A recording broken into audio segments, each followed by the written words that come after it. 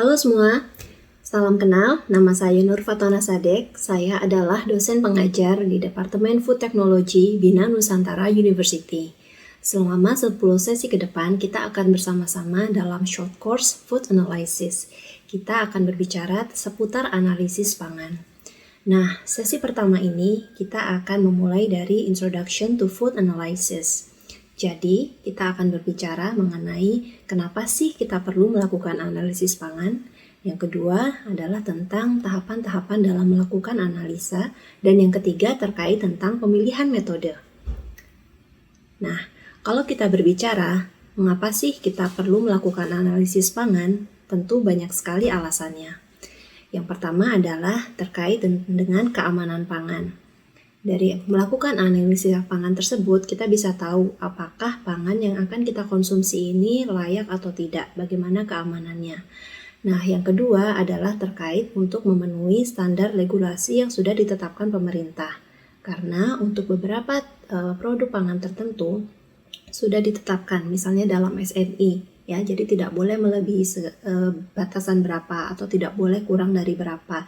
Jadi dengan melakukan analisis pangan kita bisa tahu apakah produk kita itu sudah sesuai atau tidak dengan standar yang sudah ditetapkan oleh pemerintah. Nah, yang ketiga adalah untuk tujuan quality control.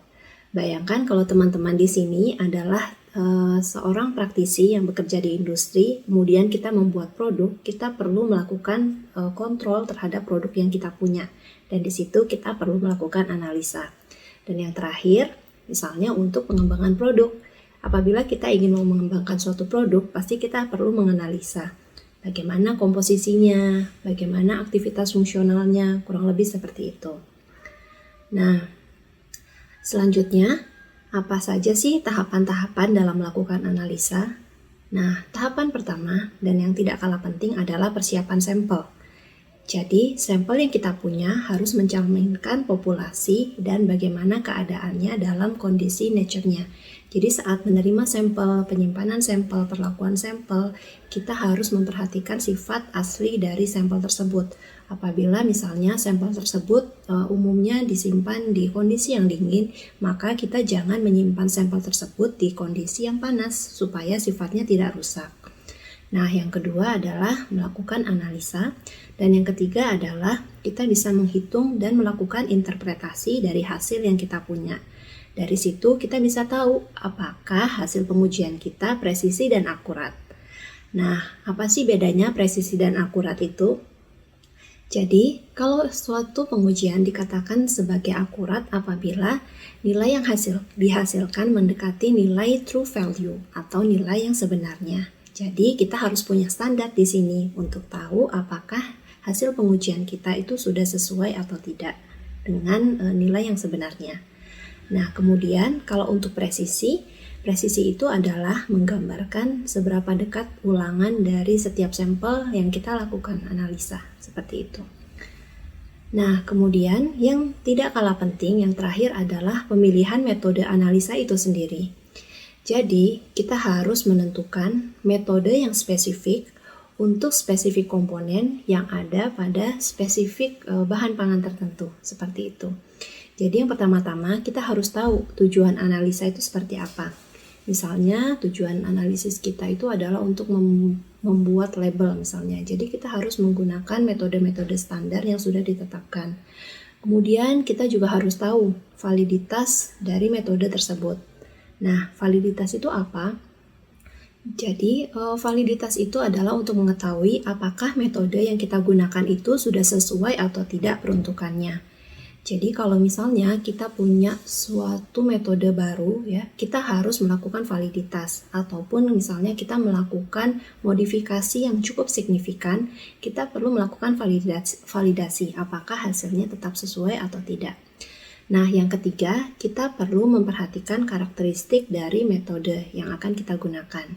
Misalnya nih, kalau misalnya Anda ingin melakukan analisis lemak dan sampelnya berupa cair, kita tidak bisa menggunakan metode Soxhlet karena karakteristik dari metode ini tidak bisa digunakan untuk bahan pangan yang sifatnya cair. Kurang lebih seperti itu ya. Nah, yang terakhir adalah pertimbangan dari komposisi dari produk itu sendiri. kita perlu mempertimbangkan adanya matriks dari suatu bahan pangan ya. Apakah matriks tersebut bisa mengganggu pembacaan dari analisa yang ingin kita lakukan. Misalnya kita ingin menganalisa kadar lemak. Jadi menggunakan metode Soxhlet tadi ya contohnya ya.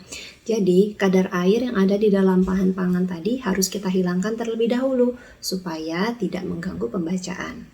Nah, kurang lebih seperti itu tahapan dan pemilihan metode. Nah, sekarang untuk mengetes pemahaman kalian, saya ada sedikit pertanyaan. Apabila kita melakukan pengujian dan seulangannya itu memberikan hasil yang mirip-mirip, itu dinamakan sebagai metode yang apa?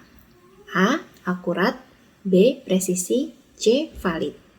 Mana jawaban yang benar? Saya hitung 1-3 ya. 1, 2, 3. Jawabannya adalah presisi. Nah, yang kedua, validasi metode diperlukan apabila A. Kita punya metode baru, B. Kita melakukan significant modification terhadap metode yang sudah existing, dan C. Semua benar. Saya hitung kembali ya 1-3. 1, 2, 3. Jawabannya adalah semua benar.